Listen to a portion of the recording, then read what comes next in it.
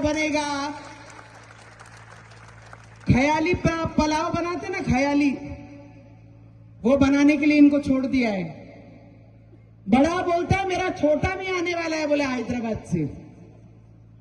क्या बोलता है वो? काय म्हणते तो मोठा? बड़ा बोलता है कि मेरा छोटा भी अमरावती में आने वाला है। तू बड़ा छोटा तेरा बाप को लेके आ। अमरावती में इस बार सिर्फ जय श्री राम और जय भीम का नारा ही लगेगा, दूसरा कोई नारा लग नहीं सकता अमरावती में। या मतदारसंघ, या पूर्ण प्रभागामध्ये मी हात जोडून सगळ्यांना विनंती करायला आली आहे की अविनाश सारखा जो उमेदवार या प्रभागात, माझी पहिल्यांदा या ओट्यावर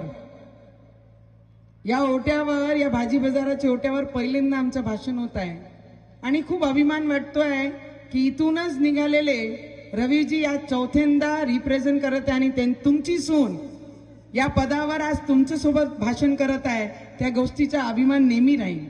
मी यावेळीच या प्रभागात याच्यासाठी तुम्हाला विनंती करायला आली आहे की बरेचसे लोक या मतदारसंघाचे जे आमदार आहे, जेव्हा ओबीसी येते आणि दुसरे मतदारसंघामध्ये जाऊन अजितदादांवर टीका करते आणि सांगते असे 56 अजितदादांना मी जेबमध्ये घेऊन फिरतो आणि इकडचे आमदारचे मिस्टर म्हणतात की मी अजितदादाचा राईट हँड आहे आणि लेफ्ट हँड आहे।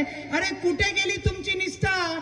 जेव्हा ओबीसी अमरावतीत येते आणि त्याच्या अगोदर दुसरी ठिकाणून ललकार देते की अजितदादा सारखे 56 माझे जेबीत घेऊन फिरते, तर आमदार मॅडमला आणि त्यांच्या मिस्टरांना, आमच्या काका काकूंना माझा प्रश्न आहे, अरे तुमची निष्ठा कुठे गेली?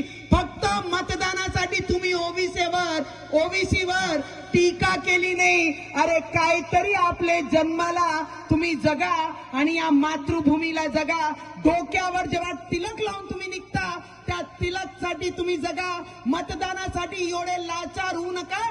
ज्या अजितदादांनी तुम्हाला एकच घरामध्ये 2-2 आमदार दिले, त्या निष्ठाला तुम्ही जगू शकला नाही, ते ओबीसी विरुद्ध तुम्ही बोलू शकला नाही, तर या जनतेला आणि नगरसेवकांना आणि नालीपर्यंत तुम्ही काय जगणार आहे? तर या आमदारावर काही भरोसा करू नका।